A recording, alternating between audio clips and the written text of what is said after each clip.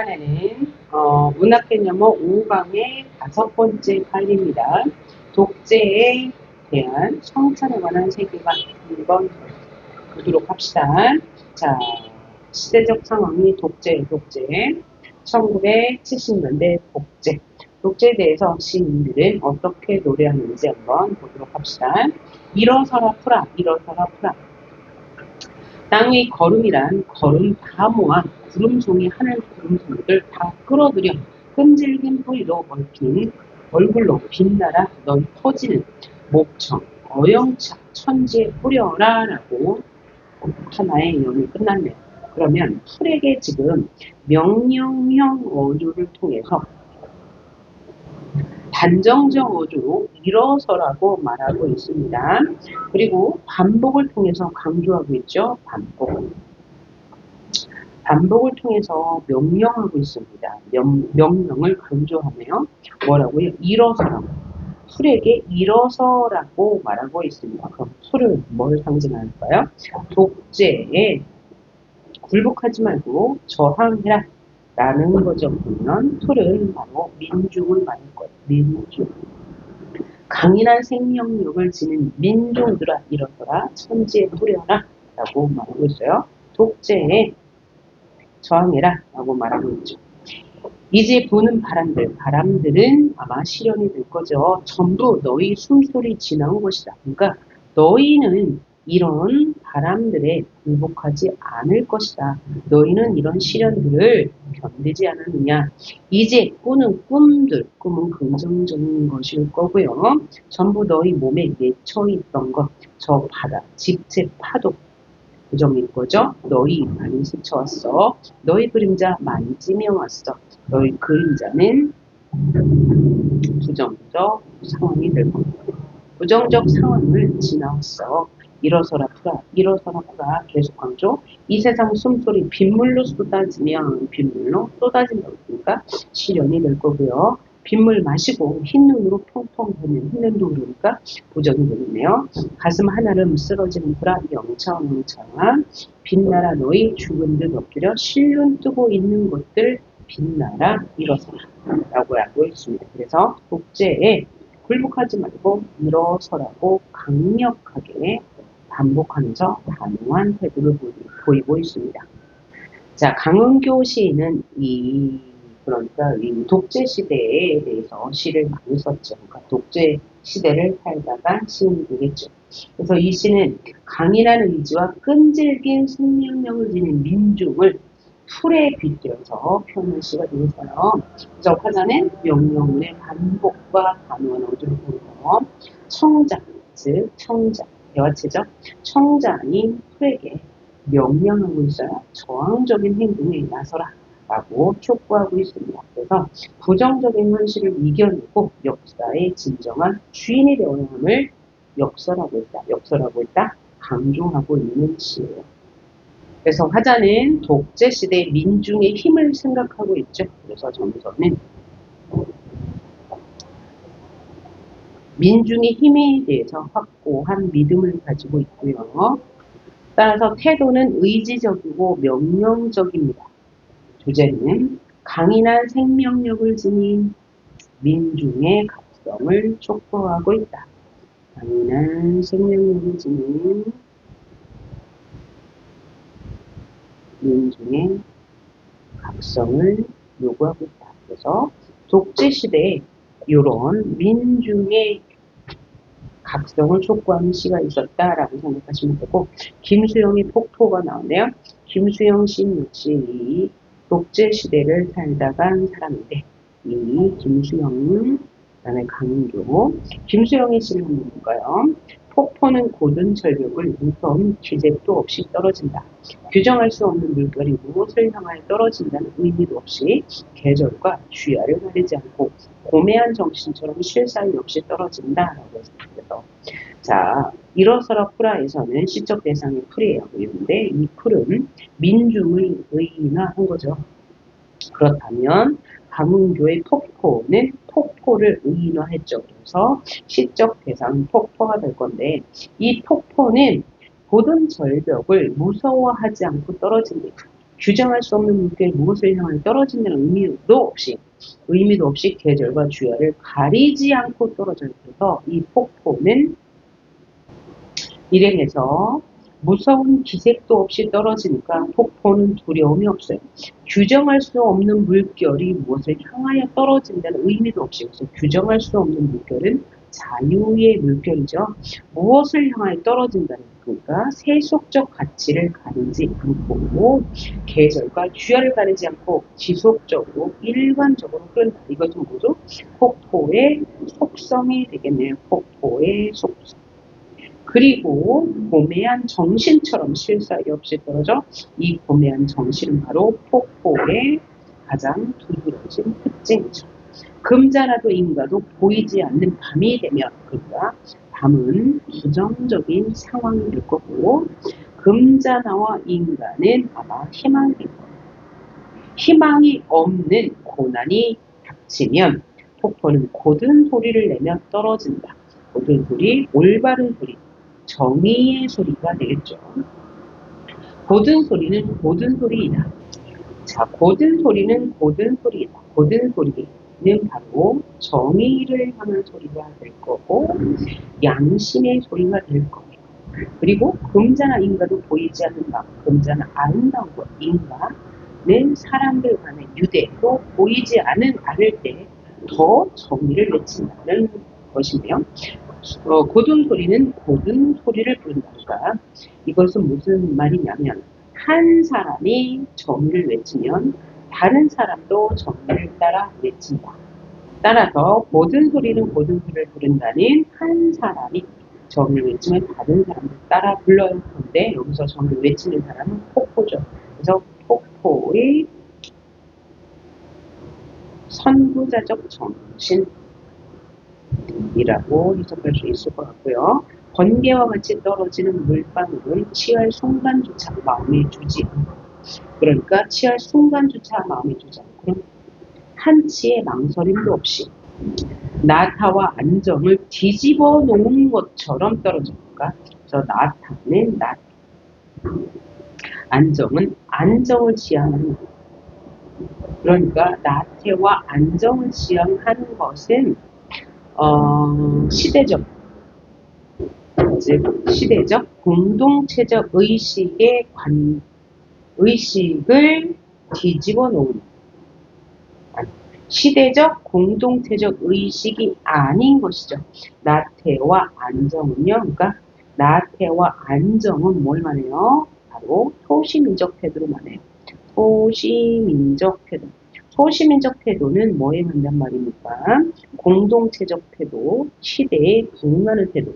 그러니까 이 소시민적 태도를 뒤집어 놓은 것처럼 높이도 폭도 없이 떨어진다. 그래서 이 소시민적 태도를 지향하고 시대적 정신, 공동체적 의식을 지향한다는 거죠. 뭐가요? 폭포. 이 폭포는 높이도 폭도 없이 떨어진다. 높이도 폭도 없다는 것은 말이 안 되죠. 그래서 폭포가 떨어지려면 높이가 필요하고 폭도 필요해요. 그래서 얘는 역설법이 됩니다. 그러면 이 역설법은 뭘 강조하기 위한 거죠? 바로 폭포의 절대적 자유로움. 그러면 폭포의 절대적 자유로움은 뭡니까? 무엇에도 구애받지 않고 정의를 외치는 것이라고 생각하시면 될 거예요. 그래서 화자는 이 폭포를 굉장히 예찬적으로 보고 있네요. 그래서 이 폭포를 그럼 왜 예찬하는 거예요? 시련이 올 때는 더 고든 소리를 내면서 더 큰 소리를 내면서 떨어지기 때문이죠. 그러니까 이 독재 시대라는 반영론적 관점으로 볼 때 이 폭포는 선구자적 정신을 가진 어떤 사람, 공동체 의식을 가진 시대적 의식을 가진 어떤 사람을 비유한 소재일 거예요. 그래서 우리가 만약에 독재 시대에 있다면 이 독재를 그대로 받아들이지 말고 저항해야 한다. 폭포처럼. 이 폭포는 고매한 정신이고 두려움도 없고요. 자, 지속적이고 일시적이지 않아요. 그리고 시련이 올 때면 더 큰 소리를 내고요. 그 다음에 금자나 아름다움.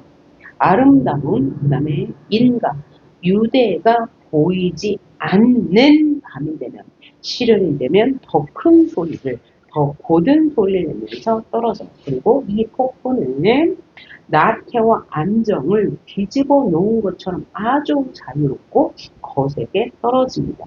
따라서 이 폭포는 소시민적 태도를 지향하고 공동체적 의식, 시대적 정신을 지향하는 선구자적 태도를 지닌 어떤 바람직한 사람을 말하는 것이다 라고 이해하시면 되겠네요.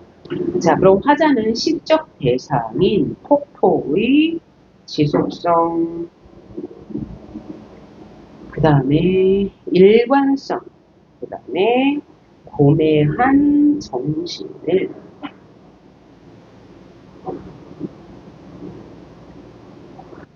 본받고 싶어 하는 사람이 될 거예요. 그러면 화자의 정서는,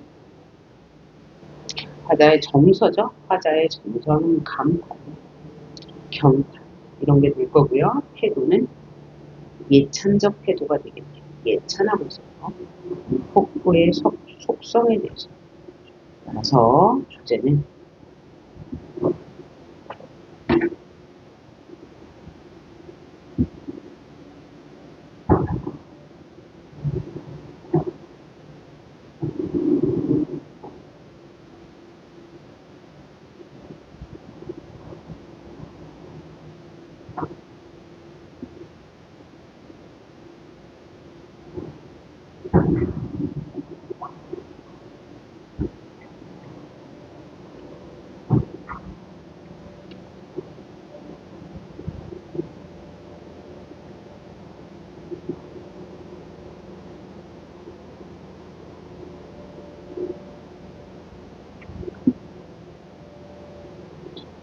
부정적 현실을 극복하고 고매한 정신을 지키려는 의지로 정리할 수 있겠네요. 자, 그럼 문제를 풀어볼게요. 민중의 생명력으로 시대 문제를 이겨낼 수 있으리라고 믿는 화자는 가겠죠. 일어서라 풀아. 민중의 생명력을 노래하고 있으니까요. 가시가 되겠고, 그 다음 어두운 시대의 현실 속에서도 안일한 삶을 배격해요. 안일한 삶은 소시민적 삶이겠죠. 소시민적 삶을 배격하고 선구자적 태도로 시대 문제를 이겨내려 하는 건 나가 되겠네요. 자, 그러면 선구자적 태도가 뭔 줄 알죠? 세상을 먼저 구하려는 태도. 그죠? 세상을 먼저 구하려는 태도. 어떤 일이나 사상에서 다른 사람보다 앞서는 사람, 그러니까 다른 사람보다 앞서서 세상을 구하려는 태도, 그것을 선구자적 태도라고 하고요. 또 하나 여기서 말할 게, 자, 안일한 삶은 뭐예요? 현실에 안주하는 삶이에요. 현실에 안주하다는 거는 현실에 만족한다. 현실이 부조리한데 그것을 개선하려 하지 않고, 아이 그래 그런 거잖아 라고 이제 넘기는 거, 현실에 안주하는 거, 다른 말로 소시민적 삶. 그러면 소시민적 삶은, 소시민이라는 것은 뭘 말하냐면 이 공동체 의식과 반대되는 말이죠. 그래서 공동체에서 무엇을 요구하는지, 국가에서, 사회에서 요구하는 바람직한 삶이 있는데 그것을 알면서도 행동으로 옮기지 않는 그런 태도를 소시민적 태도라고 하거든요.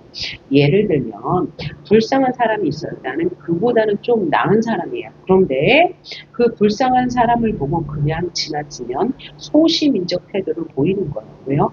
나보다 조금 더 못한 사람을 조금 배려하고 도와주는 게 우리 공동체적 삶에 부합하는 삶인데 그것을 모른 척한다, 이것도 소시민적 태도라고 할 수 있습니다. 그러니까 이 공동체적으로 바람직한 일인 줄 알면서도 실천에 옮기지 않는다, 그러면 소시민적 태도를 보였다라고 말할 수 있어요. 자, 그럼 다음 지문이 뭐가 나오나 한번 봅시다. 부조리한 산업화에 대한 세계관이라고 할까요? 세계관, 세계관이 더 맞을 것 같아요. 부조리한 산업화, 부조리한 산업화. 왜 그러면 부조리하죠? 부조리라는 것은 이치에 맞지 않는다는 얘기인데 산업화라는 것은 우리나라에서 1960년에서 1980년에 급격히 진행되었죠. 그죠? 이 시대가 이 도시화되고 산업화되었습니다. 그런데 왜 부조리하냐? 정부가 이런 민중 혹은 농민의 편에 서지 않고 빠른 산업화를 위해서 기업가 혹은 힘 있는 사람, 정치인 이런 사람들의 편에 서서 정치를 했습니다. 그런 제도를 마련했어요. 그래서 상대적으로 민중이나 농민들은 소외될 수밖에 없었죠. 그래서 부조리한 사회라고 하는 거죠. 이치에 맞지 않는 사회. 그러면 이 이치에 맞지 않는 산업화 시대에 이 시인들은 이 세계를 어떻게 인식했는지 봅시다. 당연히 부정적으로 인식했을 건데 어떤 식으로 부정하냐? 무엇을 부정하냐면 부조리한 산업화는 인간 소외 현상을 이야기하죠. 인간 소외는 바람직하지 않다는 거고요. 문명이 발달함으로 인해서 뭐가 파괴됐죠? 자연 파괴, 다른 말로 환경 문제를 이야기했을 거예요. 그리고 인간 소외와 같은 말로 물질 만능주의 라는 말을 써요. 물질이면 모두 된다. 인간이 소외된다는 얘기고 다른 말로 이것을 대금주의라고 합니다. 금을 숭상한다는 얘기예요. 자, 그러면 대장간의 유혹을 봅시다. 일단 제목부터 느껴지네요. 대장간이라는 것은 전통사회에 볼 수 있는 거죠. 그러니까 이 전통사회가 유혹한다. 그러니까 전통사회를 그리워하고 이 산업사회를 비판한다라고 생각하시면 될 것 같아요. 제 손으로 만들지 않고 한꺼번에 싸게 사서 마구 쓰다가 망가지면 내다버리는 플라스틱 물건처럼 느껴질 때 누가요? 내가요. 근데 이거 시 앞에서 한 것 같네요. 자, 그러면 이것을 비판하는 거죠. 제 손으로 만들지 않고 한꺼번에 싸게 사서 버리는 것을 비판. 이건 뭐죠? 산업사의 특징이죠. 물건이 많으니까. 마구 쓰다가 망가지면 바로 산업사회의 특징이에요. 그래서 이 산업사회는 일회용품, 플라스틱 물건들이 많죠. 그런데 화자가 이런 플라스틱 물건처럼 느껴질 때, 즉 인간 소외 현상이 나타날 때 나는 당장 화자가 겉으로 드러났네요. 버스에서 뛰어내리고 싶다. 버스 역시 산업사회의 산물이죠. 현대아파트 산업사회의 산물이니까 화자는 부정한 거예요. 홍은동 사거리에서 사라진 털보네 대장간이 긍정의 대장이죠. 왜? 찾아가고 싶다고 했으니까. 그러니까 이게 전통사회를 말하는 것이다 라고 볼 수 있네요. 풀모질로 이글거리는 불 속에서 뭐가요? 대장간에서 이런 일을 하죠. 쇠 우새처럼 시우새처럼 나는 달구고 모로 위에서 버리고 숫돌에 갈아 시퍼런 무쇠낫으로 바꾸고 싶다. 그러니까 얘는 다 긍정적인 거예요. 풀모질, 시우새, 모로 위, 숫돌, 시퍼런 무쇠낫으로 바꾸고 싶다고 했으니까 얘는 다 긍정적인 거예요. 이건 다 털본의 대장간에서 볼 수 있는 것들이죠. 또 땀 흘리며 두들겨 하나씩 만들어낸 것이 긍정적이에요. 고무랑 호미가 되어 소나무, 자루에서 손질을 흘리면서 대장법 벽에 걸고 싶다니까 또 긍정적인 거고요. 지금까지 살아온 인생이 온통 부끄러워지고 직지사 해우소 아들 한나라으로 떨어져 내리는 똥덩이처럼 느껴지는 똥덩이 부정, 직지사 해오도는 변소의 화장실처럼 느껴질 때 화자 자신의 인간의 가치가 하락했을 때, 인간의 가치를 존중받지 못할 때 나는 가던 길을 멈추고 문득 어딘가 걸려있고 싶다. 그래서 어딘가는 어디겠어요? 털본의 대장간이겠죠. 따라서 이 시는 산업사회를 비판하고 있습니다. 산업사회에서 이렇게 이제 인간이 소외되고 있는 것을 비판하고 있는 거죠. 그래서 화자는 지금 전통사회의 산물인 털보네 대장간을 뭐하고 있어요? 그리워하고 있어요. 왜요? 현대는 산업사회이기 때문에 인간 소외가 나타나요. 그래서 털보네 대장간, 인간을 존중해주던 전통사회를 그리워하고 있습니다. 따라서 정서는 시대, 현대시대, 즉 산업사회를 부정적으로 인식하고 있습니다. 태도는 산업사회 비판, 전통사회 그리움이 되겠죠. 그래서 주제는 인간이 소외되는 산업사회를 비판하고 전통사회가 회복되어야 한다고 주장하고 있는 거예요. 그 다음 나시를 볼까요? 나시는 송수건의 까치밥. 까치밥 하면 떠오르는 게 바로 뭐예요? 인정이죠. 인정. 까치밥이 뭐예요? 우리가 겨울이 되면 온 나뭇가지에 이제 어떤 과실들이 다 떨어지잖아요. 그런데 이 지나가는 짐승들, 뭐 들짐승들, 뭐 까치나 이런 것들을 위해서 남겨놓는 감, 뭐 밤, 뭐 이런 걸 말해요. 그러니까 인정을 상징하는 거죠. 그러니까 이 인정이 사라진 사회를 비판하는 시라고 예측할 수 있겠네요. 한번 봅시다. 고양인 줄 모르면서 긴 장대 휘둘러 까치밥 따는 서울 조카 아이들이요 라고 했어요. 서울 조카 아이들을 불렀으니까 일단 대화체 돈호법 누굴 불렀으니까 돈호법 아이들이요 아이들아 라고 부른 거죠. 그 까치밥 따지 마라. 그러니까 까치밥은 긍정의 대상이고 서울 조카 아이들은 이 전통의 가치를 모르는 철없는 아이들이에요. 고양인 줄도 모르고 장대를 휘둘러 까치밥을 따는 조카 아이들아 그 까치밥 따지 마라. 남도의 빈 겨울 하늘만 남으면 우리 마음 얼마나 허전할까. 그러니까 남도의 빈 겨울 하늘은 뭐예요? 까치밥이 사라진 하늘이겠죠. 그렇게 되면 우리 마음 얼마나 허전하니. 살아온 이 세상 어느 물고기 소음돌이치고 휩쓸려 배 줄일 때도 굶어 죽을 때 공중을 오가는 날짐승에게 길을 내어주는 게 바로 까치밥이야. 그것은 따뜻한 등불이야. 철없는 조카 아이들아, 이번 도장 대상은 그 까치밥은 따지 말하니까 까치밥은 긍정이 된다. 사랑방 말쿠지. 말쿠지는 말뚝을 말합니다. 말뚝, 뭔가 이제 박아놓은 나무막대기. 사랑방 말뚝에 이게 평안도 사투리예요. 집신 몇 주 걸어놓고 할아버지는 무덤 속을 걸어가시지 않았느냐. 그러니까 할아버지도 까치밥을 남겨놓았어. 누구를 위한 까치밥이에요? 사람을 위한. 사람들을 신으라고 집신을 몇 개 걸어놓고 돌아가셨대요. 그 집신 걸어는 외로운 길손의 길보시가 된다. 외로운 길손에게 유용한 신발이 된다는 거죠.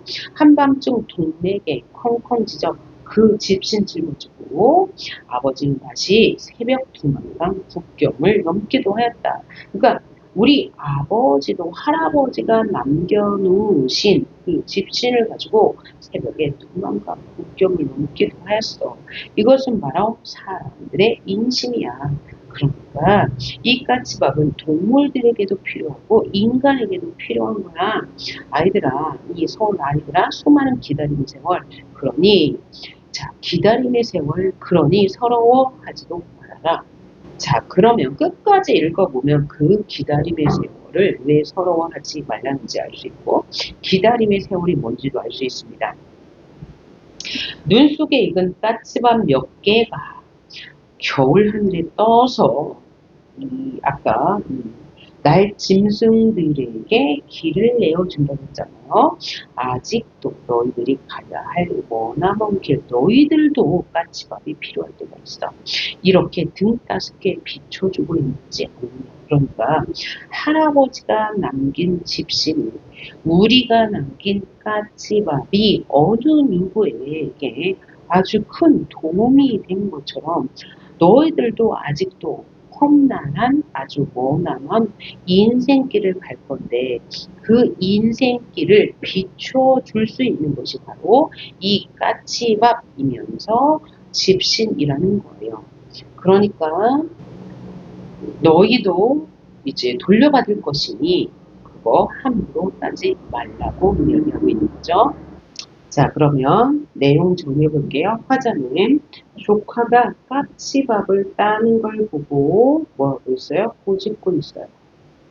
왜 꼬지져요? 이 까치밥을 인정이면서 배려이다. 그 배려로 많은 동물, 인간까지도 인생을 따뜻하게 살 수 있기 때문이라고 했고요. 저는 까치밥을 따는 조카들, 그러니까 여기서 조카는 아마 세상 사람들이 될 거예요. 그들에 대한 비판을 적어서 각박한 현실, 그죠? 배려가 없는 각박한 현실에 대한 비판적 태도를 보이는 거고요.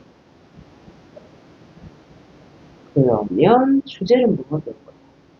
인정을 나누는, 즉 배려하는 삶의 중요성에 대해서 강조하고 있는데, 어떻게 강조하고 있습니까? 배려를 실천하지 않는 각박한 아이들을 청자로 설정하면서, 그죠? 대화체를 통해서 질책하고 있고요. 또 하나는 명령형 어미 있죠. 따지 마라 통해서 단호하고 의지적인 태도를 보여요. 그래서 의지적인 태도로 인정을 베풀며 살 것을 강조하고 있고요. 구체적 청자를 설정하면서 시적 의미를 강조하고 있는 거고요. 그 다음에 공간과 인물의 대비 나오죠. 공간, 서울과 고향의 대비. 고향은 긍정, 서울은 부정이고요. 부정적 인물 조카고요. 긍정적 인물 할아버지. 그죠? 사랑방에 있는 할아버지. 이것은 인정, 배려를 실천한 인물이니까 할아버지는 긍정이 됩니다. 그 다음에 서리적 표현. 마지막에 나오죠. 비춰주고 있지 않았느냐. 그래서 이 서리적 표현을 통해서 주제를 강조하고 있네요. 그래서 단호한 어조도 나오고요. 그래서 이렇게 정리할 수 있겠습니다. 자, 지금 우리 뭐 하고 있는 거죠? 고조리한 산업사회에 대해서 비판적인 태도를 보이는 시간인데, 첫 번째는 전통사회를 옹호하고 산업사회를 비판하는 시. 왜? 인간소외가 나타나기 때문에.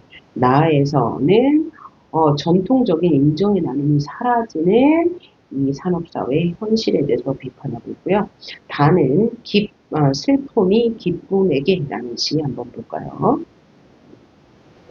슬픔이라는 인물이 기쁨이라는 인물에게 말을 하고 있네요. 어떤 말을 하는지 봅시다. 나는 이제 너에게도 슬픔을 주겠다. 그러면 여기서 나는 누가 되는 거죠? 슬픔이죠. 나는 슬픔인데 너에게도 슬픔을 주겠어. 도를 통해서 화자는 슬픔이고 너는 기쁨임을 알 수 있네요. 제목에서 그렇게 말했으니까요. 사랑보다 소중한 슬픔을 주겠어. 그러니까 역설적이게도 슬픔이라는 것이 사랑보다 더 소중해 라고 말하고 있어요.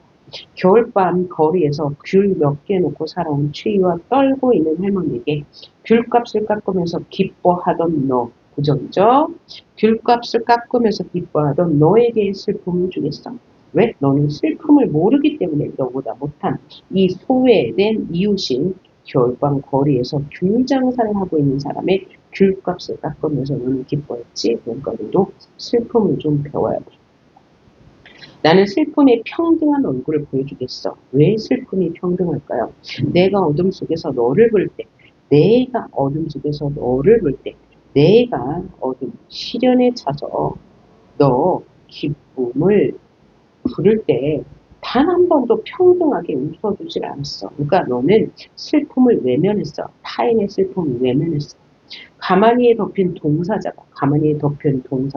얼어서 죽은 사람에게 동사자가 다시 얼어 죽을 때, 그러니까 아주 세상이 각박해질 때, 가만히 한 장조차 덮어주지 않는 너의 무관심, 한 사랑을 위해, 흘릴 줄 모르는 너의 눈물을 위해, 눈물을 긍정적으로, 눈물을 흘려야 되는데 너는 인정이 없어서 눈물을 앓으려고. 나는 이제 너에게도 기다림을 주겠어. 이 세상 내리던 한 방울을 멈추게 하겠어. 한 방울을 멈추겠어? 보리밭에 내리던 봄눈들을 내리고 추워 떠는 사람들의 슬픔에게 다녀와서 눈 붙인 눈길을 너와 함께 걷겠다. 슬픔의 힘에 대한 이야기하며 기다림의 슬픔까지 걸어가겠다. 자, 그러면 이 시는 어떤 시냐면, 자, 기쁨이는 너무 이기적이에요. 자기는 살만한데 좀 가난한 사람들에게 뭘 베풀 줄 몰라. 인정이 없어. 그 다음에 괴로워하는 눈물을 흘리는 사람들을 보면 한 번도 뭔가 위로해주지 않았어. 그러니까 너는 너무나 이기적이기 때문에 뭘 알아야 돼? 뭐죠? 너도 고난을 알아야 돼. 고난. 가난해 봐야 되고, 슬픔을 겪어봐야 되고, 눈물을 겪어봐야 되고, 기다림을 겪어봐야 돼. 너는 눈물도 없고, 기다림도 없고, 슬픔도 없고, 무관심이야. 어둠도 몰라. 그러니까 나는 너에게 이런 모든 것을 가르치겠어. 인생의 쓴맛을 보여주겠어. 그래서 이 세상 내리던 한 방문을 멈추겠다. 그러니까 멈추게 해야 할 대상이니까 한 방문은 부정의 대상일 거예요. 부정입니다. 그러니까 여기서 한 방문은 뭘 거예요? 여기 기쁨과 같은 어떤 의미야? 세상의 고통을 모르는 것이죠. 그죠? 세상의 고통을 모르는 거. 그러니까 세상의 고통을 모르는 사람을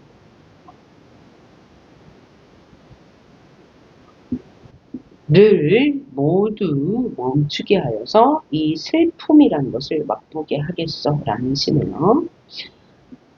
자, 그래서 표현법을 보면 슬픔을 주겠다, 슬픔을 주겠다, 유사한 통사구조 반복이 있고 유사한 통사구조 반복,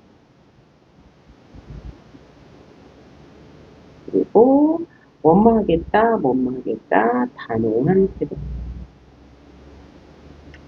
평소형 어미를 통해서 보여주고요. 상징적 시어 사용됐죠. 슬픔, 기쁨, 눈물, 기다림.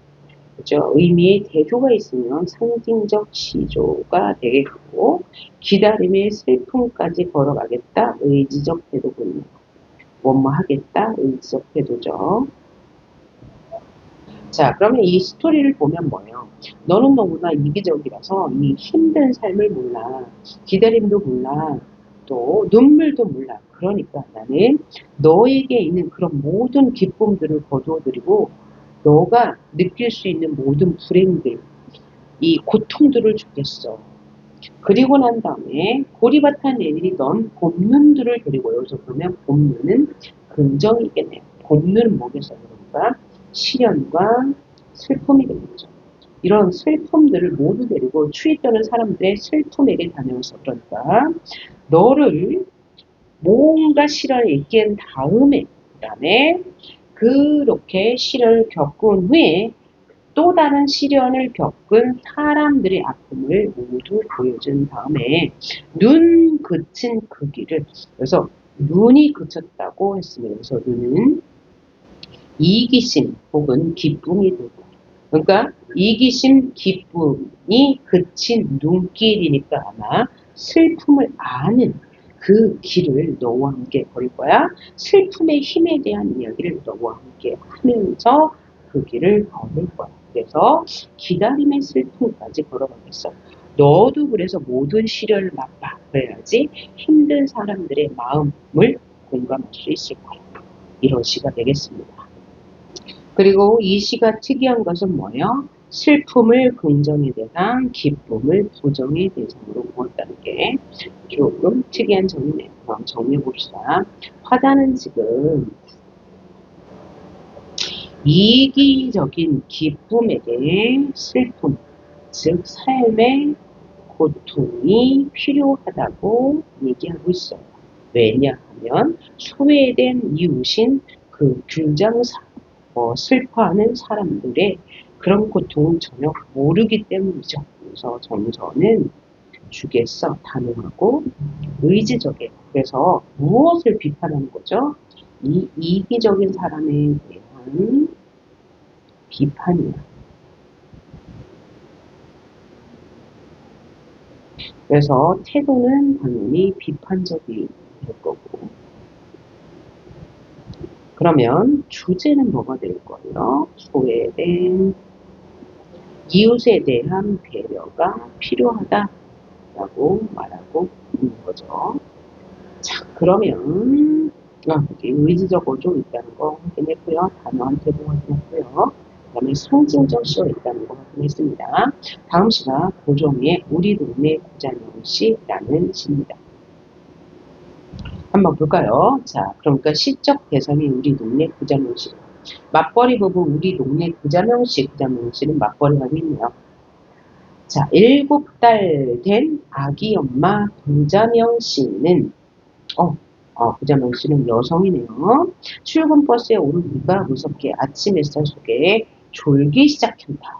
자, 그러면 화자는 지금 구자명시를 관찰하고 있네요.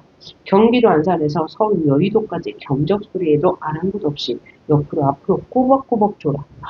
구자명시는 굉장히 힘든 삶을 살고 있네요. 그러니까 이 7달 된 아기 엄마는 임신한 상태, 아니죠. 아이가 7달이 됐다는 거죠. 그러니까 집에 가면 아기를 돌보고 또 아침에는 맞벌이 하니까 출근하면서 너무 피곤해서 아침에 출근길 버스에서 아주 졸고 있어요. 그러니까 화자의 시선은 뭐냐? 이 구자명시를 연민어린 시선으로 보는 거죠. 차창 밖으로 사계절이 흐르고 진달래 피고 방꽃 흐드러져도 꼭 부처님처럼 졸고 있는 구자명시. 그래, 저 10분은 간밤 아기에게 전 물린 시간. 그리고 또 저 10분은 간밤 시어머니에게 약주 등 약시종 든 시간. 그래, 저 10분은 새벽녘 만지에서 돌아온 남편을 위해 버린 시간이야. 고단한 하루의 시작과 끝에서 잠속에서 흔들리는 편지꽃 아픔. 그럼 편지꽃은 누굴 상징해요? 바로 구자명시를 상징해요. 그래서 이 구자명시를 아픔의 대상으로 보고 있어요. 연민하고 있죠. 식탁에 놓인 안개꽃 몽. 그러나 부엌문이 여자친을 지붕마다 여자가 받쳐든 한 식구의 안식. 그러니까 이 여자가 이렇게 희생해서 한 식구를 안식하게 한다라는 거죠. 아무도 모르게 죽음의 잠을 향하여 거부의 화살을 당기고 있다. 자, 시상이 어떻게 전개되는지 다시 한번 봅시다. 화자는 지금 출근길 버스 안에서 졸고 있는 구자명시를 보았습니다. 그러면서 생각하죠. 왜 졸고 있나요? 아기에게 전물리느냐고, 시어머니에게 약시이종 들은다고, 또 만취에 돌아온 이 남편을 위해 시간을 썼기 때문에 고단한 하루의 시작과 끝에서 잠을 자고 있어요. 버스 안에서 출근길에서 잠을 자고 있는데 잠 속에 흔들리는 펜지꽃 아픔이라고 있어요. 그래서 이 구자명시는 아파하고 있다는 걸 보여주고 식탁에 놓인 안개꽃 멍에는 뭐냐? 깊은 슬픔이라는 얘기예요. 깊은 슬픔을 느끼고 있다. 그러나 부엌문이 여닫히는 지붕마다 여자가 받쳐든 한 식구의 안식이 있어요. 그러니까 이 여자의 뭘 말하는 거야? 희생을 말하는 거야. 이 여자는 똑같이 나가서 일을 하고 저녁에 집에 가면 이거 하느냐고 잠을 못 자. 그러고 있죠. 아무도 모르게 죽음의 잠을 향하고 가고 있고. 그러니까 죽음과 같은 잠을 자고 있다. 그러면서 거부의 화살을 당기고 있다고 있어. 그럼 뭐요? 이제 그러니까 지금은 1970년대인데 1970년대 혹은 1980년대가 되겠죠. 그래서 맞벌이 부부가 늘어난 상황이에요. 그래서 근대 사회, 좀 발전된 사회임에도 불구하고 전 근대적으로 무엇을 요구하고 있어요? 여자의 희생을 요구하고 있죠. 밖에 나가서 일도 해야 되고 집안이요 뭐 이런 거 다 해야 돼. 그래서 이 여자의 희생을 비판적으로 바라보고 있습니다. 전 근대적이라는 거는 이 여자에게 무엇이든 완벽해야 한다. 그런 비판을 담은 시라고 볼 수 있겠네요. 그리고 또 하나는 부자명이라는 개인적인 호칭 첨사인데 결국은 뭐예요? 이 여성들을 일반화했죠. 팬츠 꼬다품, 안개 꼽는 그 다음에 아무도 모르게 그저 죽어가는 이 여성. 그런데 또 여자가 받쳐든 그래서 여자는 일반적인 맞벌이하는 여자들 가정을 위해 희생하는 여자들이 받쳐둔 한 식구의 안식 받쳐들고 있으니까 힘들 거예요. 그래서 그들은 아무도 모르게 죽음에 가까워지고 있다고 말하고 있습니다. 그러면 여기서 거부의 화살을 당긴다는 것은 뭐죠? 죽음을 향하여 가고 있다는 거예요. 그래서 굉장히 이제 의미가 좀 강하다고 볼 수 있나요? 자, 그러면 정의 한번 봅시다. 화자는 지금 무엇을 관찰하고 있어요? 부자명이라는 맞벌이 여성. 맞벌이 여성이면서 가정을 위해 희생하는 여성을 관찰하고 있습니다. 자, 그러면서 정서는 어때요? 안타까움이죠. 이 여성이 굉장히 안타까워하고 태도는 이런 사회 인식에 대해서 비판하고 있어요. 어떤 사회 인식? 여성들의 희생을 강요하는 이 사회 인식에 대해서 비판하고 있고요. 그러면 주제는 뭐가 될까요? 주제는 바로 전 근대적으로 여성의 희생을 강요하는 시대 분위기를 비판하고 있다고 볼 수 있겠습니다. 그 다음에 마시 한번 볼까요? 김기택의 다리 저는 사람. 그러면 이 시는 시적 대상이 다리 저는 사람이네요. 꼿꼿하게 걷는 수많은 사람들 사이에서 그는 춤추는 사람처럼 보였다. 왜요? 다리를 절고 있으니까요. 자, 한 걸음 한 걸음 옮길 때마다 그는 앉았다 일어서듯 다리를 구부렸고 그때마다 윗몸은 반쯤 쓰러졌다 일어났다. 그 요란하고 기이한 걸음을 지하철 역사가 적막해지도록 조용하게 걸었다. 누가요? 다리 저는 사람이 어깨에 매달린 가방들 함께 소리주게 힘차게 흔들렸다. 못 걷는 다리 하나를 위하여 온몸이 달려대어 흔들어주고 있었다. 사람들은 모두 기둥이 되어 무람하게 서 있는데 그 빽빽한 기둥 사이를 그만 홀로 팔랑팔랑하게 걷고 있었다. 자, 화자는 지금 뭐하고 있어요? 다리 저는 사람을 지하철 역사에서 보고 있어요. 꼿꼿하게 걷는 수많은 사람들 사이에서 그 다리 저는 사람은 춤추는 사람처럼 보이죠. 그러니까 그 다리 저는 사람에 대한 긍정적 인식이 보인다 할 수 있어요. 한 걸음 옮길 때마다 그는 앉았다 일어서는 다리를 구부렸고 그때마다 윗몸은 반쯤 쓰러졌는데 그 요란하고 기이한 걸음을 지하철 역사가 적막해지도록 조용히 걸었다. 자, 그러면 굉장히 요란하게 걷는데 조용히 걸었다? 라고 했으니까 무슨 표현 보일 수 있는 거죠? 역설법. 그죠? 조용하다고 하면서 또 앞에서 뭐예요? 요란한 걸음. 그러니까 역설법. 그러니까 이면에 뭐가 있을까요? 끝까지 한번 봅시다. 자, 어깨에 매달린 가방도 함께 소리주며 힘차게 흔들렸다. 못 걷는 다리 하나인가요? 온몸이 달려가대요. 흔들어주고 있었다. 라고 했는데 사람들은 그러면 그와 사람들은 다른 점이 있을 건데 뭐가 다를까요? 사람들은 모두 기둥이 되어 우람하게 섰는데 그 빽빽한 기둥 사이를 그만 홀로 그가 다리 저는 사람이죠. 팔랑팔랑 지나가고 있습니다. 팔랑팔랑 음성 상징어를 통해서 그의 역동적인 모습을 보여주는데요. 그러면 봐요. 그는 춤추는 사람처럼 온몸을 이제 팔랑팔랑 흔들면서 걸어가고 있고요. 그 다음에 사람들은 기둥이 되어 무람하게 서 있대요. 그러면 사람들은 그냥 보통이고 이 사람은 다리가 이제 다리를 저어요. 그런데 화자는 지금 오히려 다리 저는 사람을 긍정적으로 본 이유는 뭡니까? 아마도 깊이 들어간다면 이 춤추는 사람은 이 다리를 저는 춤추는 사람은 어떤 사람? 유연한 사고를 지닌 사람이라고 평가원에서 해석한 적이 있습니다. 그 다음에 그러면 일반 사람들은요, 다른 사람들은 기둥이 되어 우람하게 서 있어. 그러니까 경직되어 사고방식이 굳은 사고방식을 가진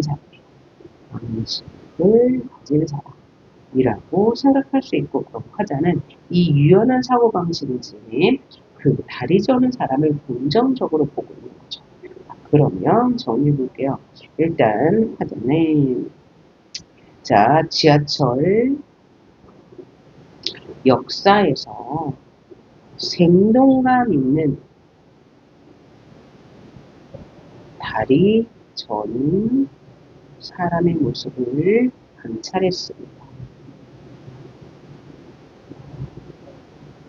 그리고요, 화자의 정서는 그에 대해 예찬점이고, 그 다음에 비교, 대조의 시어가 있었죠. 아까 뭐였어요? 그와 사람들.